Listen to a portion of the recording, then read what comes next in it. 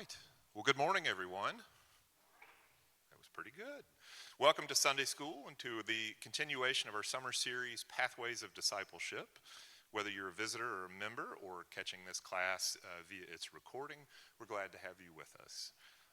As you know, we're exploring various pathways of discipleship as we remember the myriad paths down which faithful living leads us.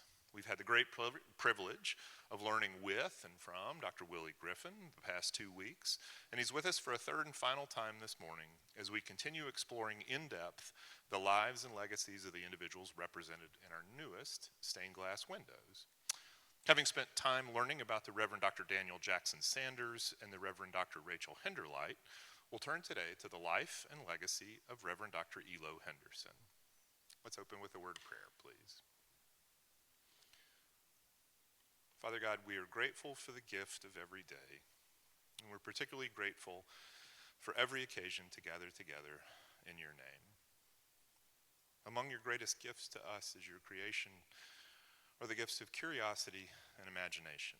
And so we ask today that you pique our curiosity, that we might learn what you have to show us, that we might see your hand at work in all things, and that we may have a deeper understanding that your image is in all that you have created. In your Son's name we pray. Amen. For those of you that I have not met, my name is Ben Malakote, and I am a one-time member of the Arts Task Force, the first iteration, and have benefited tremendously from Dr. Griffin's scholarship and sharing of his time. Many of you are now familiar with Dr. Griffin, who is a faculty member in the Department of History at UNC Charlotte and a former faculty member in the Department of History at the Citadel Military College. He teaches and researches in several areas of late 19th and 20th century U.S. history, including African American history, media history, and public history, amply equipping him for the conversations we've been holding in this series. Dr. Griffin has also served as a staff historian at the Levine Museum of the New South and is currently completing his first book, a biography that aims to contribute to a deeper understanding of the civil rights movement. We have so enjoyed our time with him this summer and are grateful to have had an opportunity to continue our relationship, which began when he served as a consultant for the Arts Task Force at Covenant during our replacement search. And I want to take a moment of personal privilege because I have the microphone and nobody else does, to say as a member of that task force that hearing Dr. Griffin put what was happening at Covenant and what had happened at Covenant into the context of what was happening in our city and our country at the time was revelatory for me and I think to a lot of members of our committee. It just flipped light switches on in terms of our understanding, and you tremendously advanced our work. So thank you very, very much. As has been true for the past 2 Sundays, we'll hear first from Dr. Griffin, this week on Reverend Dr. Elo Henderson, also represented in the history window in the sanctuary, and then we'll have time for a few brief questions and response. There are note cards in your pews, so please jot down questions as they arise, and we'll collect those to offer up at the end of the hour. With that, would you please join me in welcoming Dr. Willie Griffin.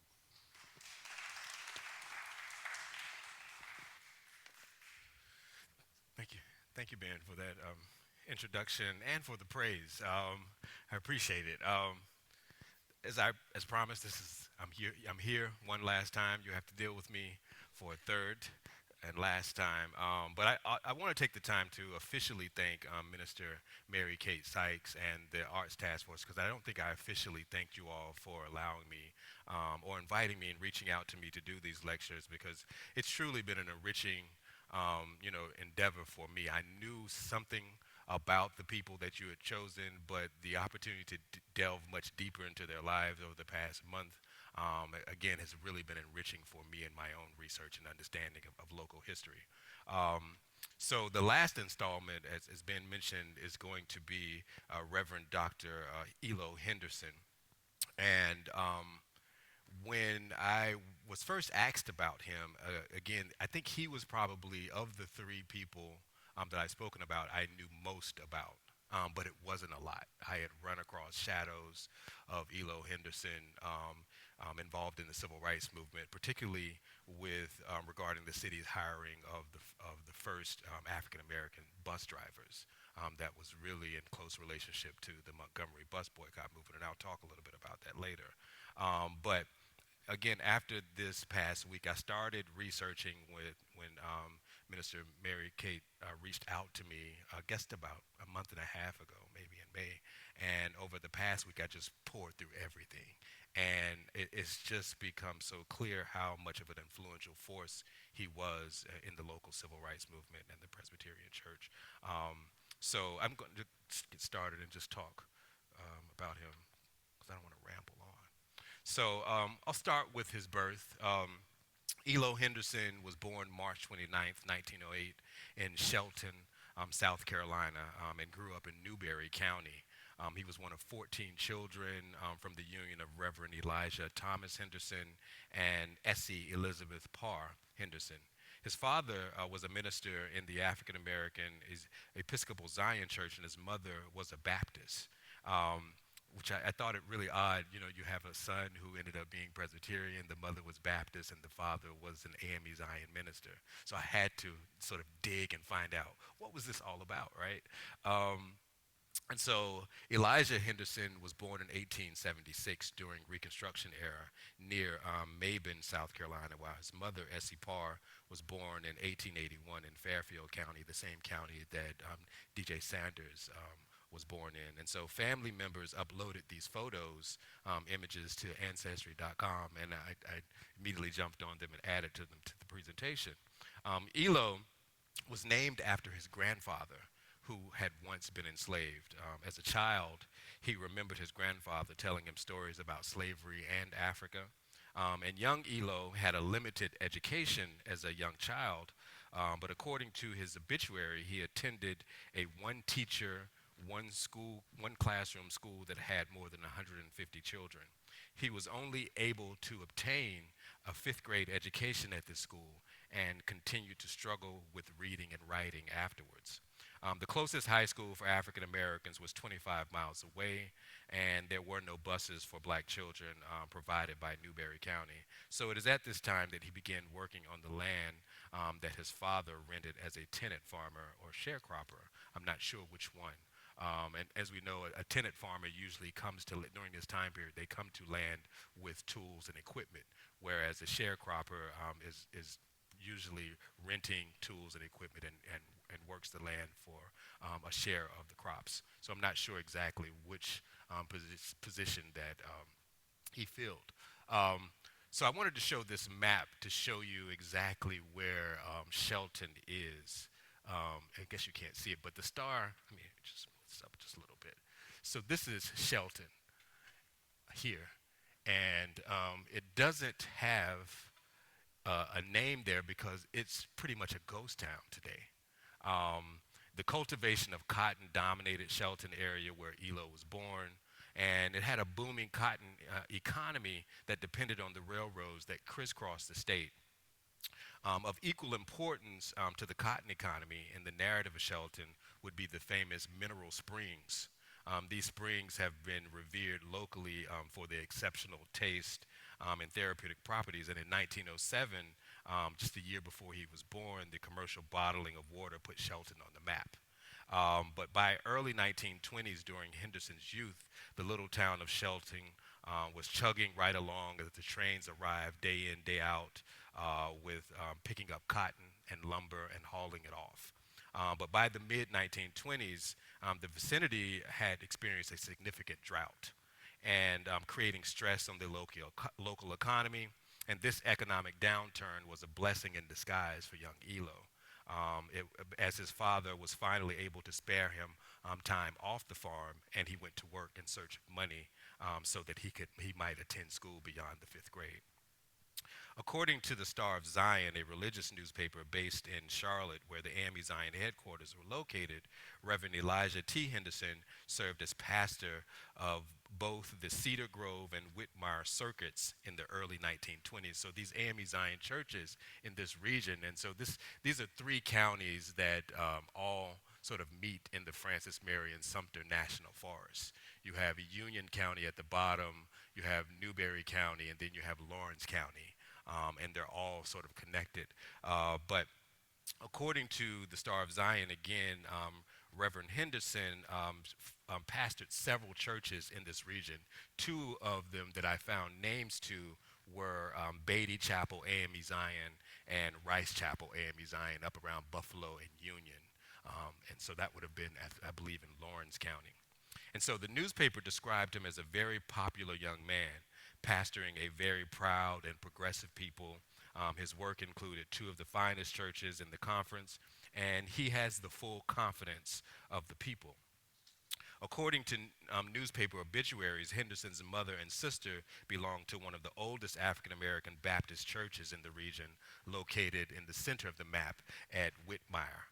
It was called Seekwell Baptist Church, which started as a bush harbor among the Tiger River in 1867 as a refuge for families to gather and uplift themselves in Union County. The families came from the communities of Maybenton, which is where his father was born, Tuckertown, which you see a little bit to the right of Whitmire, and Shelton, of course. And so 2 acres of land were eventually donated to the church by Mr. James Henderson, who I could not find out much about. But after 3 years of working, at the age of 20, Elo was finally able to save enough to attend school, where he did in nearby Irmo, down here, which is today is a suburb of Columbia. And so this was something that I had never heard of. As much as I study African American history, I'd never known about Harbison Agricultural College. And so a lot of these images that I was able to find were located at the University of South Carolina in the digital collections. So Presbyterianism entered Elo Henderson's life when he enrolled at Harbison Agricultural and Industrial Institute in 1928. The school's origins date back to 1885 when it was founded 86 miles to the west in Abbeville, South Carolina. It was established as Ferguson Academy by Reverend Emory Williams. The school was initially named in honor of Reverend James A. Ferguson, a pastor of the Presbyterian Church in Hanover, New Jersey, who helped contribute to the early financial needs of the institution. It was intended to be a center of industrial, moral, religious, and educational training for African Americans. When the church could no longer provide adequate funding, the Board of Missions for the Freedmen of the United Presbyterian Church gained legal title to the school in 1891. It was at this time Samuel Harbison, a Pittsburgh philanthropist and Presbyterian, donated 20 acres of land located a mile outside of Abbeville for the construction of a new campus. At the time, the name was changed to the Harbison College.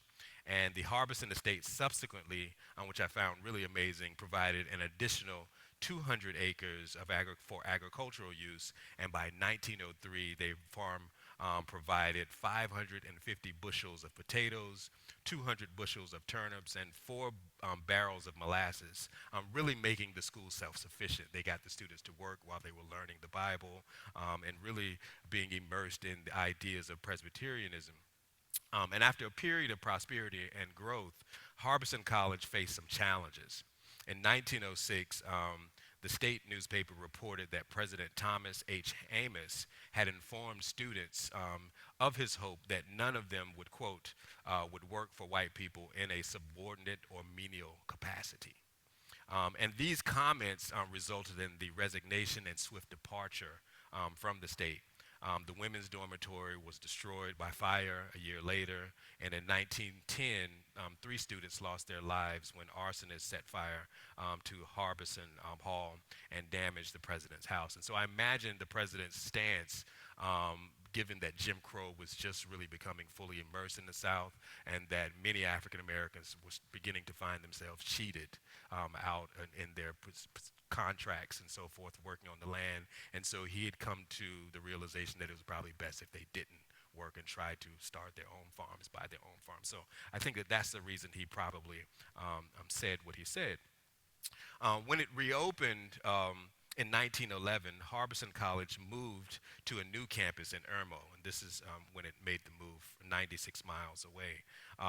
Once again, the Harbison estate this time provided 445 acres for the campus, and the school's name changed to Harbison Agricultural College, and it became an all-male institution.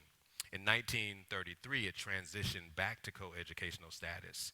But in 1929, the name changed to Harbison Industrial Institute, which is the time when Henderson came to the school. And so this era of progress and promise reveals that they offered four departments of literary, industrial, religious, and musical. And there were three levels, including primary, English preparatory, and normal school. And so Henderson would have began in the primary school. He spent 7 years at the school, the students were required to attend Sabbath school, daily devotional, morning chapel, Saturday night prayer services, Sunday night chapel. The YMCA held meetings each Sunday afternoon, and Bible study was mandatory in all courses. And so you begin to understand how this really became a really essential part of Henderson's life, and you'll see across the talk, and you'll see he continues to stay involved in a lot of these things, particularly the YMCA. But after its brief closure in 1906, 1910, and 1941, Harbison permanently closed in 1958. And for a period, it was used by the South Carolina Department of Corrections. But in 1970, the Board of National Missions for the Presbyterian Church decided to repurpose the land for socially relevant initiatives, and 19.5 acres of land were donated to Midland Technical College, which is the tech school in Columbia. So as I said, Elo spent 7 years at Harbison Agricultural Industrial Institute, where he continued his fifth grade education at the age of 20. In 1933, young Henderson made his first appearance in newspapers. The Afro-American Presbyterian published out of Johnson C. Smith University, which maintained a close relationship with Harbison. As a matter of fact, the year that he attended, the president, first president, well, one of the presidents, well, not the first president, but a president becomes the first Biddle graduate. Henderson was a member of the Irmo Presbyterian Church and part of the Young People's Organization that held a community discussion, what are we to thank God for? Several months later, he appeared in the newspaper again as part of a similar young people's discussion on the topic of great religious leaders of today. And so he seemed to excel and began to grapple with these ideas about religion and God. And I, after scouring through hundreds of photos, my wife and I debated, but I'm pretty sure that this is him. It was an undated photo, but I put that photo beside him and his father, and I'm without a doubt, I'm pretty sure that is Elo Henderson. So he took his next steps to Johnson C. Smith University, where he would spend another 7 years of education. So this is the freshman class from 1929, I believe, 1929. You see an image with the glasses, very handsome looking, and he would have been 28 years old at this time. And he immediately got involved in the student body his freshman year. He becomes a member of the Christian Leadership Preparatory Club in 1929, which had been founded by two prominent people whose names are, mean something in the local Charlotte's African-American community, Moses Belton and Herman Counts. Herman Counts, as you know, is probably the father of Dorothy Counts. So he was enrolled in school right around the same time that her father was. And so the club comprised every candidate in the ministry for the ministry in college. Elo Henderson became a member during his freshman year, demonstrating a clear intention to become a minister when he enrolled. He served as an officer of the club his freshman year as treasurer, alongside other prominent ministers, including future ministers, including Charlotte leader de Grandeville Burke, who wrote a lot of histories of not only Brooklyn, but also the Catawba Presbytery and just local black Presbyterian churches in general in this region. So Henderson also took a leading role within the JCSU's chapter of the YMCA, whose mission was to build strong physical, mental, and spiritual character while promoting the ideals of Christianity within the student body. In 1927, during his junior year, he served as president of the cabinet and delivered a welcome address to incoming freshmen. According to newspaper reports in Marion, Elo Henderson's name also is connected, and I didn't highlight it, but it's down at the bottom. He served as an officer with the Student Volunteer Movement of North Carolina. And so this was an interracial group of college students interested in becoming foreign missionaries. The movement convened every 4 years or once per student generation, and all colleges and universities in North America were invited to send delegates. In the early 1920s, as many as 7,500 students from across the country gathered to hear nearly 200 prominent speakers and missionaries.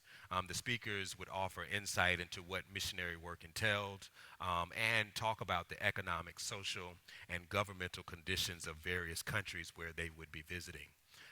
These speakers were regarded as the most outstanding religious leaders in the world. So in the year that Henderson was a member, they met in Winston-Salem that year, and I could not find any information about who the speakers were. But you get a sense of the kinds of things that he's getting involved in very early on. And so Henderson earned his Bachelor of Science degree. I have 1938. It appeared in the 1939 yearbook, but he actually graduated in 38, and so that's a typo on my part. But he graduated in 1938, and that year, the Presbytery of Catawba recommended that Henderson and several others receive scholarship funds from the Board of Christian Education for their studies in the gospel ministry. So they saw a lot of promise in him, and he wanted to continue on. He graduated, as I said, with a Bachelor of Science, but he wanted a Bachelor of Divinity. And so they paid for 4 more years for him to go to school to study the divinity.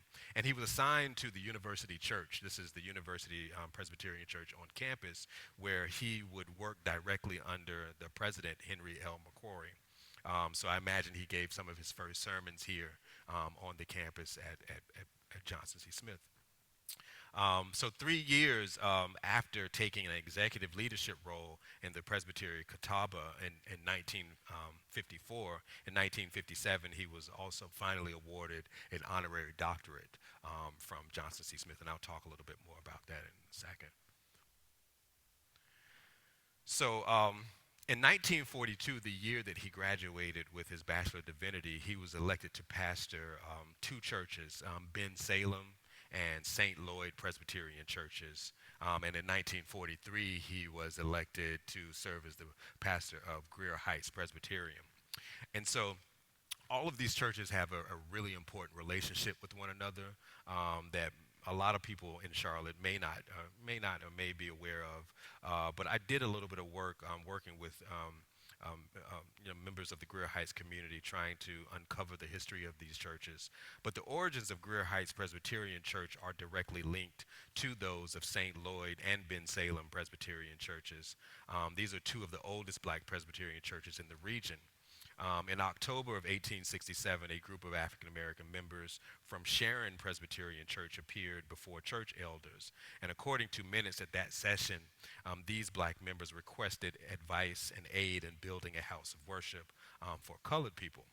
And so Ben Salem was found just 2 years later in 1869, which is present-day Oakhurst suburb, which is right at Wendover and Independence, right in that area.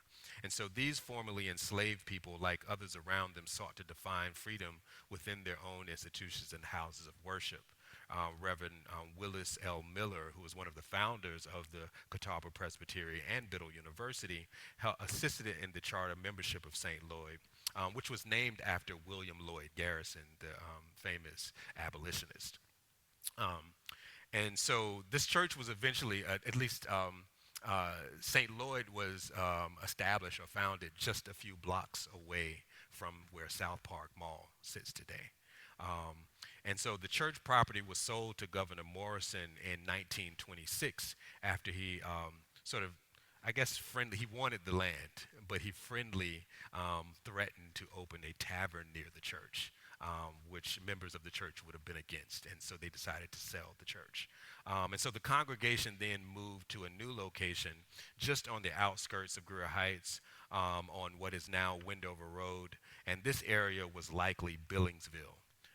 Like these early churches, the fulfillment of enslaved people's greatest hopes for their children's following emancipation can be found in the origin story of present-day Greer Heights community. Before the turn of the 20th century, the community began to take shape as a small black farming village that was initially the brainchild of a former slave named Sam Billings. And that name is all up and down Wendover. If you're in that area, you know that name. But not many people know who Sam Billings was. In the first decade of the 20th century, Arthur S. Greer joined Billings in his efforts to create a sustainable black community. And in the decades to come, both Billingsville and Greertown, later known as Greer Heights, would sometimes overlap. But they offered African Americans the freedom to build their own homes, neighborhoods, schools, and churches on community land that they collectively owned, using it to develop thriving businesses.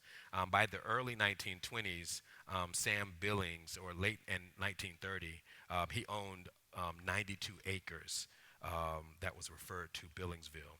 And so by the time of Billingsville's death in 1933, he owned 98 acres of land, which included farm, rental homes, and 26 lots for sale.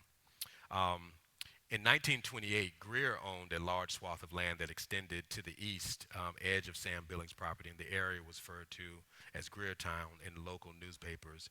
And like Billings, Greer sold lots of African Americans seeking to build their homes. But Henderson became involved in the further development of Greer Heights after the land that Billings had owned began to be siphoned off to others who there was some kind of murky disputes about the land once he died, and a lot of that land was sold, and it now sits where the museum now was a large part of Sam Billings. The Mint Museum is where Sam Billings' land was, and so when St. Lloyd Presbyterian moved there, I'm thinking that land was lost and then they no longer had a church home. And so Greer Heights, because of Arthur Greer, they were looking for a new location, a new Presbyterian church for the community. And they had come together because many members in Greer Heights were having to travel to places like Bensalem, which was about 2 miles away. But it was a bit of a hike on Sunday morning when you just wanted to go to church. And so they wanted to build a church in the Greer Heights community. And so a number of things sort of came together, the loss of the land at St. Lloyd, but also a tornado tore down Bensalem in 1945. And because he was a member and working with Greer Heights, Henderson helped construct, this is an image of Henderson here. They were constructing brick by brick with the community's help, and they managed to build this new sanctuary in 1945 or 1946 when it finally opened. And when they opened it, it was completely paid off. And so many of the members at Bensalem and St. Lloyd followed Henderson into Greer Heights.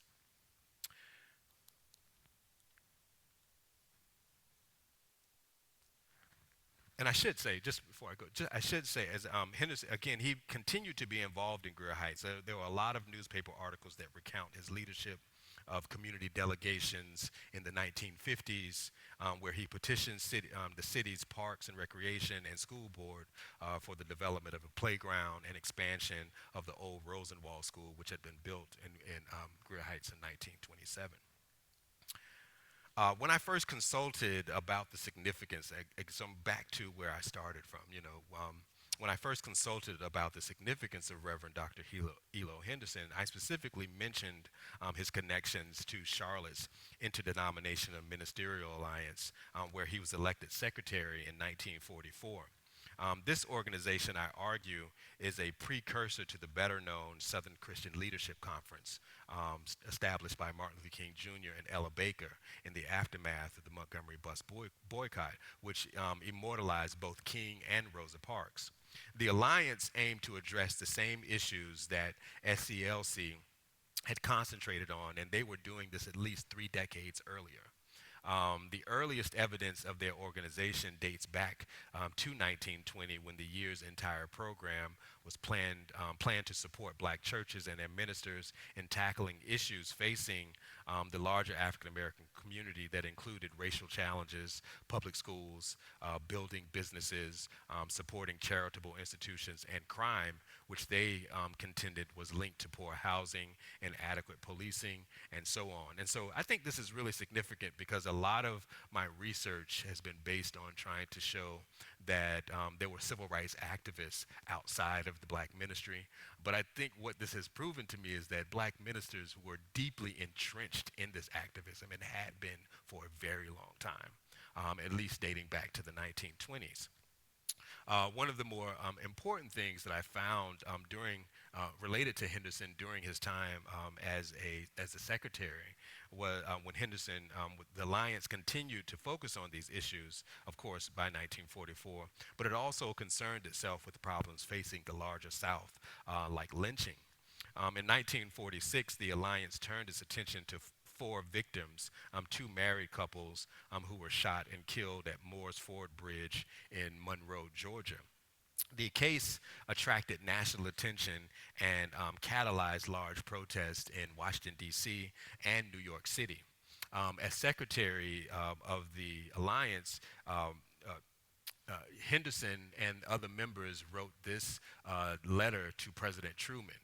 We have noticed with a feeling of deep concern the lynching of 4 Negroes near Monroe, Georgia on July 25th.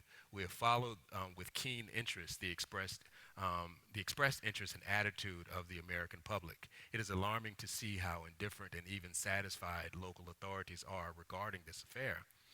We entreat you in the name of Christ and his righteousness to do whatever possible to apprehend these mobsters, that they may be brought to the bar of justice. And again, so this is really important in 1944 because we often accredit Martin Luther King Jr. with being the first person to invoke ideas of religion and justice and God in trying to encourage those who were against integration and who were racist, that as being the first person to really use these in public. But you see the Ministerial Alliance here in Charlotte, and namely Henderson, doing the same things, right? So I think that's really important.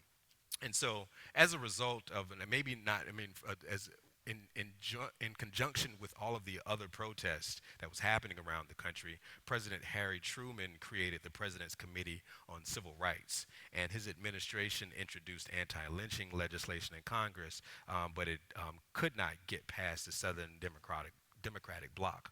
And so the Federal Bureau of Investigation investigated for 4 months in 1946, the first time it had been ordered to investigate a civil rights case, but it was unable to discover sufficient evidence to bring any charges. And justice was never served in Monroe, Georgia, and the case was reopened as a cold case in the 1990s to no avail, and it's more recently been a part of documentaries. And so FBI revelations revealed that Governor Talmadge at the time had been involved with encouraging people to go and find this one of the victims who was lynched. So still a lot of stuff to be discovered in that particular case.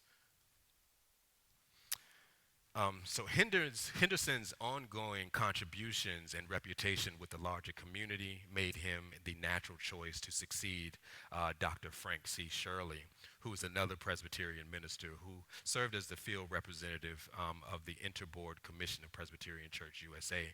After Shirley had a stroke, Henderson stepped in that role. and really took it to new heights in many ways. The Observer highlighted his previous roles as moderator of the Catawba Presbytery and the Catawba Synod, along with his position in the Alliance. In this role, he managed the national missions budget, roughly $70,000 for the Synod, and served as field director for the Board of Christian Education, overseeing stewardship and promotional programs. For much of the rest of his life, he worked as a troubleshooter and public relations specialist for the larger church and the local civil rights movement. Examples of this are evident in his role with two key organizations associated with the civil rights movement. And this is where my research sort of entered and when I first ran across Elo Henderson. The Charlotte Frontiers Association played a role in securing the hiring of 8 African Americans as city bus drivers.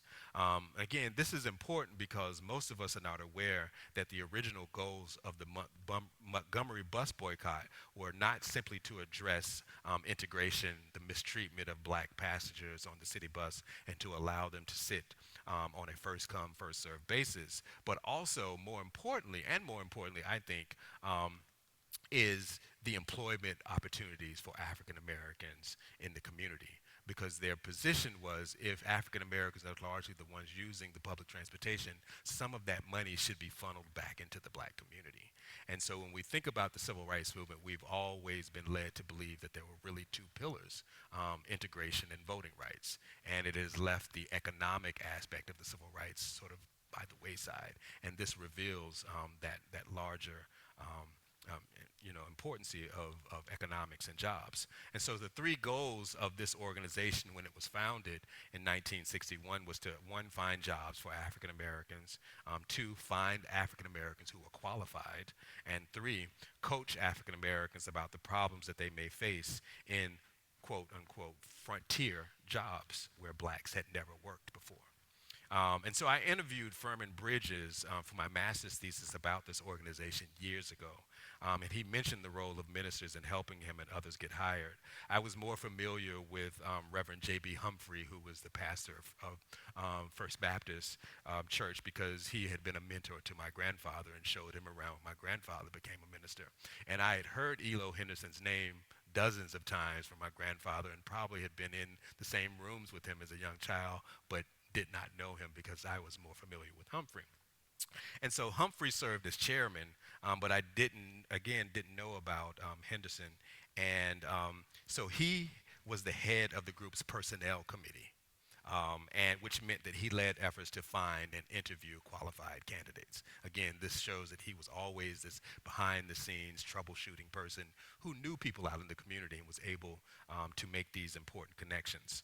According to Henderson's daughter, he was most proud of his work in establishing the Charlotte Opportunity Industrial Center, which was located in the abandoned Plato Price High School on Morrisville Drive out near the airport off of, I believe that's West Boulevard, or Wilkerson Boulevard. And it aimed to help African Americans receive job training that Henderson argued they were not getting in school. He received thousands of dollars in grants from local, state, and federal governments to make this possible.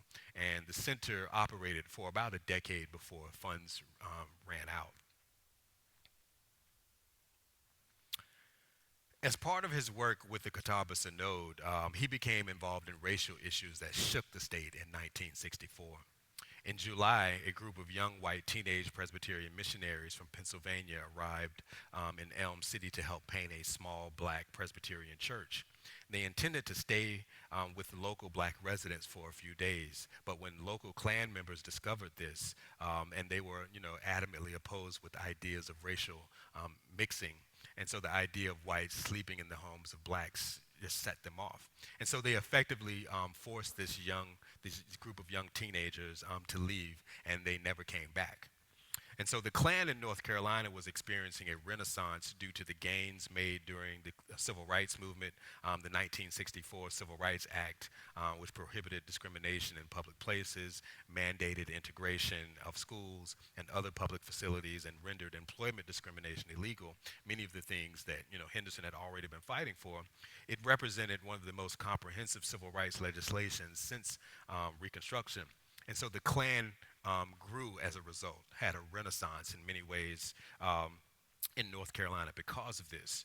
But Henderson announced that he would lead a biracial group to Elm City to paint the church, completing the task over 3 days while suspected Klan members watched and heckled. And so you can see the images. According to newspaper articles, they gathered every day watching them paint while hurling insults and, just making jokes about them and their efforts. And so newspapers all across the state covered the development. I mean, dozens of newspapers, even outside of the state, covered the development. Governor Terry Sanford got involved. And ultimately, what I was able to recognize is that, I've always said that Charlotte, and to a larger extent, North Carolina, has always been, thought of as a progressive state. And in the reporting, you can see this. They're very anti-Ku Klux Klan. They portrayed the Klan and the emerging John Birch Society as extremists. This is a political cartoon that has Abraham Lincoln, Theodore Roosevelt, and I can't see the last person. I'm not sure exactly who that is, but they're looking at these images of a person dressed in Klan garb and someone with a John Birch hat on. And so the John Birch Society at the time was an American right political advocacy group that had been founded in 1958. And it was anti-communist, supported social conservatism, and linked to ultra-conservative, radical right, far-right, right-wing populist, and right-wing libertarian ideologies. And so the newspapers were totally against these ideas at the time.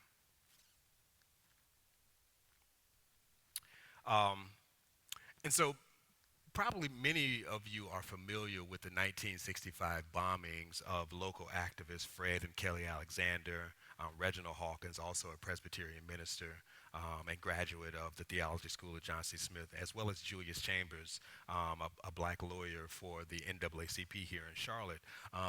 Many scholars believe that their bombings was the result of Chambers and their advocacy of Jimmy Lee Kirkpatrick, who was a football player at Myers Park High School, who had broken up many records, and because of the records that he broke, he was invited to the Shrine Bowl, the North Carolina-South Carolina Shrine Bowl, and there had never been an African American to play in the Shrine Bowl. So needless to say, he did not get to play, but Chambers and the others filed a lawsuit. And this was the last year that the Shrine Bowl was a segregated event. And for that reason, their homes were bombed. They believed right after the decision was decided by the judge, their homes were bombed. And so following the bombings of their homes, Henderson, and so these bombings really shook the core of Charlotte's leadership, because this was not Charlotte. They had always prided themselves on not having the kind of massive resistance, widespread resistance that was associated with the Deep South, places like Birmingham and Montgomery. So when this happened, Charlotte leaders came together, white and black, and Henderson emerged as a really silent leader in this sort of unification of black and white leaders. He led efforts to promote unity among various African American organizations, urging immediate action to end racial discrimination in local political, social, and economic spheres. He contended that the numerous black organizations competing against each other made the entire community more susceptible to undermining. According to the first oral history that I conducted with Reginald Hawkins, the city leaders who sat on the board of JCSU had become weary of the school's theological seminary and its role in producing leadership that had turned into a nuisance because of its forceful advocacy for civil rights, as you could imagine with someone the kinds of students that they were producing. So when enrollment numbers began to decline, primarily due to other sectors of society, the civil rights movement opening up, there were less students looking to go into the ministry, because most African Americans prior to this period, if you wanted a nice job or a decent job, and you could only become a teacher or a preacher. But as society opened up during the civil rights movement, the enrollment numbers at the theological school began to decline. And the board voted to close the seminary in response to this. And so Henderson sought to preserve the school's legacy and advocated that it be relocated instead to Atlanta, and it merged with the International Theological Seminary. And this came just 1 month after King was assassinated. So the student movement, by this time period, if you're familiar with the civil rights movement, after King was assassinated, the popular narrative suggests that we moved from civil rights to the Black Power movement. And you see local students from UNCC, Queens, Johnson C. Smith, all becoming a little more, quote unquote, radical in their advocacy. And in this particular case, this article was beside an article about the students from UNCC. And in some ways, this brings us full circle to what the Presbyterian Church was about, particularly in its relationship to African Americans. Ben Chavez Jr. was the leader of the UNCC student movement, and he is the great-grandson of John Chavez, who was the first ordained minister in the Presbyterian Church. And so when Ben Chavez had begun organizing students, particularly in the wake of King's assassination, he had looked to start a Black Panther organization in the city. And they built or rented a house at the corner of Oaklawn and Statesville Avenue, right across from Camp North End, and they called it the Black House. And from there, they began advocating for the teaching of African American history in the schools. They wanted more control of jobs for local convenience stores in Black communities that were owned by whites. But Henderson emerged to help try to create provide some older leadership that would help them begin to communicate with the city's leadership. And one of the things that he said, he too believed in this idea of advocating more African American history, and it's oddly where we find ourselves today in many ways. And so I pulled a couple of quotes that Henderson said about African American history. Quote, "For too long, a scrupulous effort has been made in public education to omit and suppress any thoroughly accurate and scientifically honest reference to the heritage and lineage of Black Americans." End quote.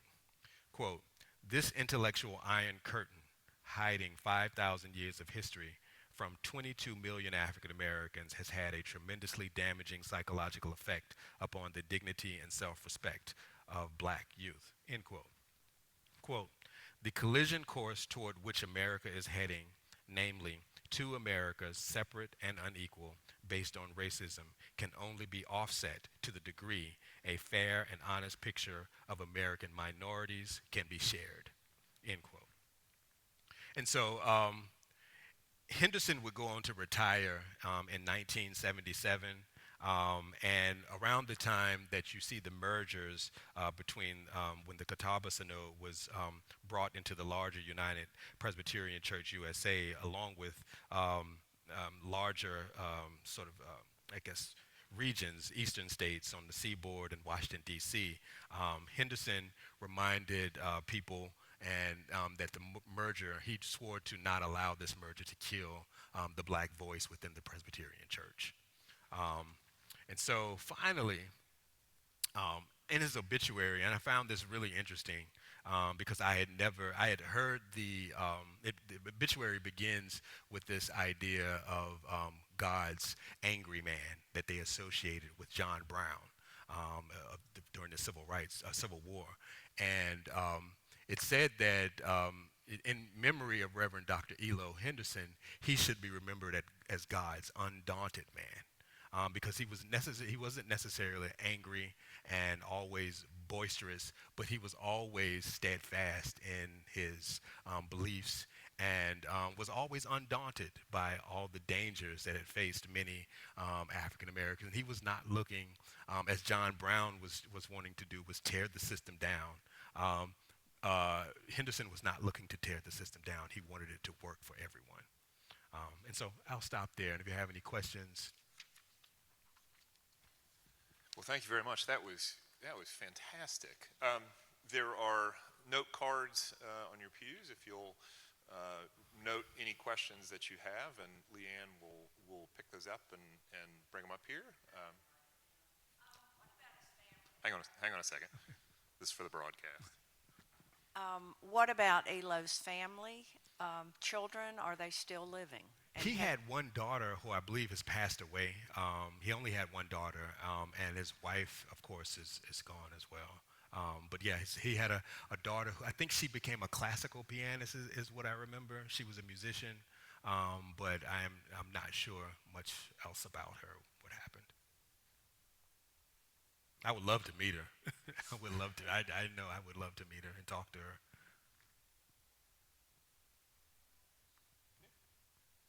You spoke about people traveling up to 2 hours for church in many earlier years. How did they travel? And I guess that just is such an interesting concept to me because I feel like I come so far to come up here. Right. And I'm like, that's nothing compared to their experience.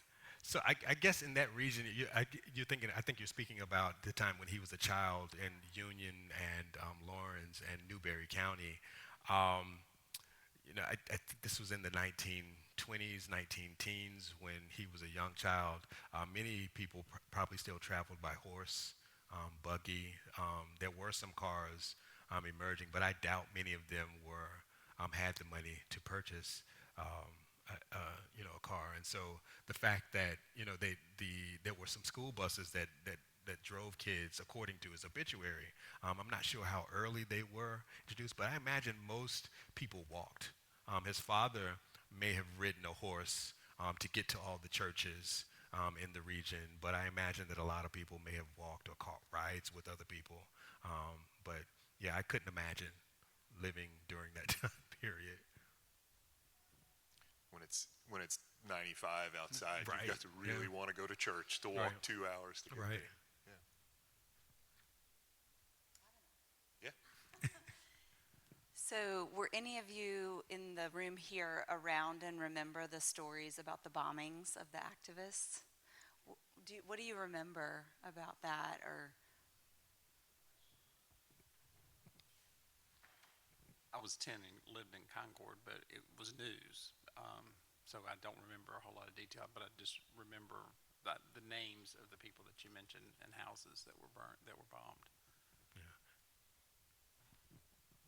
The bombings later were affecting to this church when school tried to integrate here in Charlotte. Chris Folk was active in that, and their house was bombed. Yeah, there were a number of bombings outside of this. They targeted Jewish synagogues.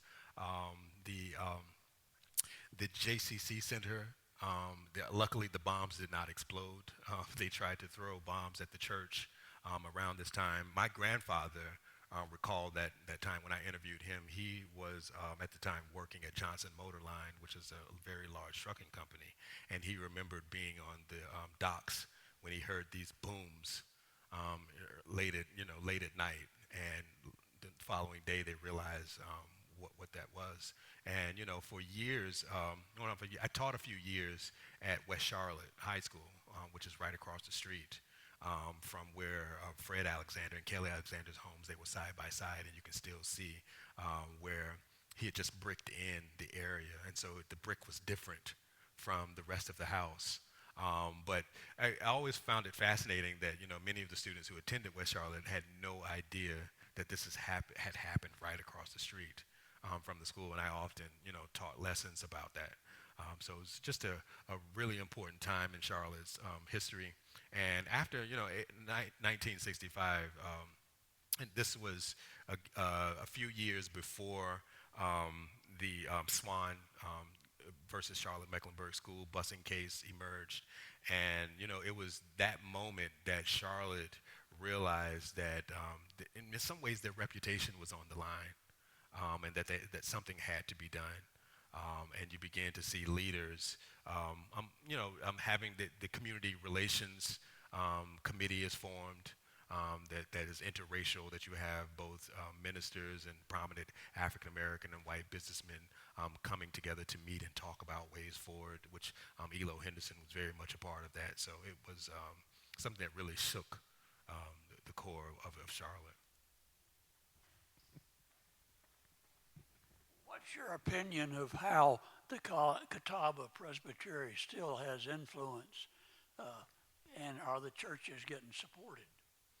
Now that I'm not really sure. I know that the Presbyterian Church in Charlotte, the Catawba Presbytery has always been centered here in Charlotte, and I know that the pastors of these churches have held prominent roles, and they're often looked to for their voices because, again, I think it's because of the work that Henderson had done. You know, I think he made it very clear in the 1970s when integration was happening in the larger church that he did not want this to be an issue where their power and their voices would be watered down, which a lot of scholars have argued that's what integration was designed to do, to water down voices of African Americans. And so I don't follow, I'm not, I didn't grow up Presbyterian, so I'm not really sure exactly how much power they have and how much of an influence they are nationally. But I know that they're often, their voices are sought and that they make efforts to be involved. So.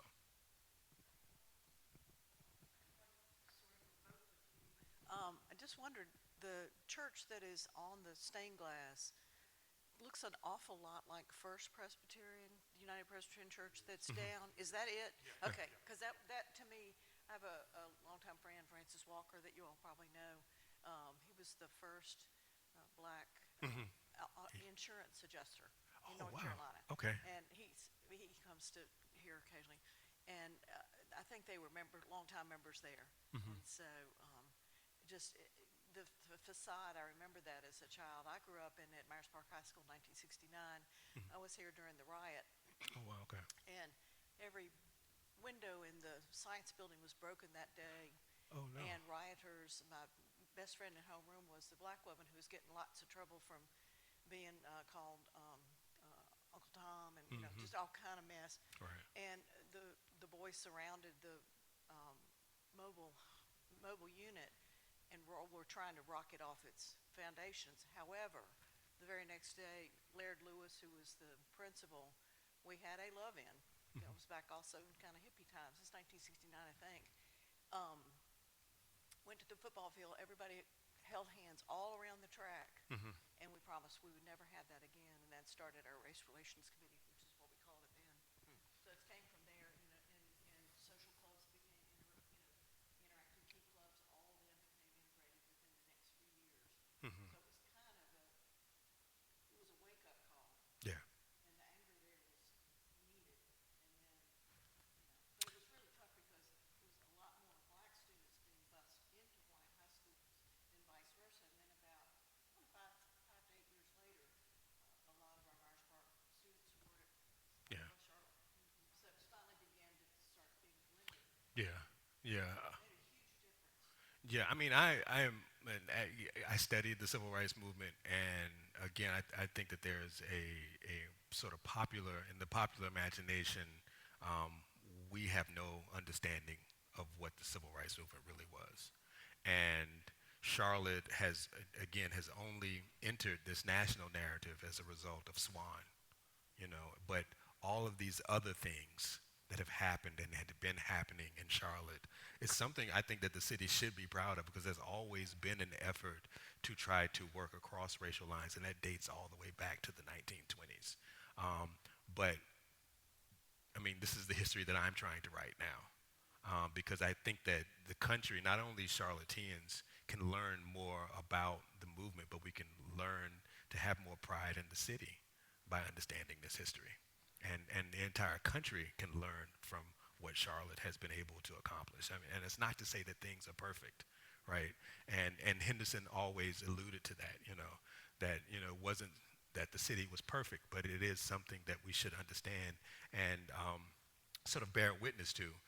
One of the things, even before King emerged in the Montgomery bus boycott, there are images of him coming to Charlotte, and he talked about looking with great revere to local ministers and the leaders in North Carolina. And he came to the theology seminary, again, years before he emerged. And so he was learning from local preachers and ministers about race relations and how to conduct themselves. And so I actually think that Charlotte was, I'm biased in this sense, but I think it was the most important center of the civil rights movement. I really do believe that because we talk about the civil rights movement and we only look at the places that had the most, just, fierce resistance and violence. But just because that violence and resistance is gone, that does not mean that, and we study it in a way to say, oh, that was the past. We don't do those things anymore. But we've continued to see the things that have always been a part of this larger civil rights movement. Unfair policing, education, economics have always been present in the community. They never went away, right? Just because integration and voting rights were obtained. And so I think that you can really learn a lot about the larger civil rights movement by studying in places like Charlotte. And to your point about First Presbyterian, United Presbyterian, it was the mother church of all black churches in the community. This is where Biddle was established at this church. And many of the ministers, when I mentioned that Elo Henderson was given a scholarship to continue his education and he was assigned to the university church, there were several other students who were assigned to First United. So this is where they, sort of got their feet wet in the ministry. No, no. Dr. Griffin, thank you so much for sharing your time and your expertise. This has been a tremendous presentation, and we're so grateful to have you with us. Would you all join me in thanking Dr. Griffin? Thank you. Thank you.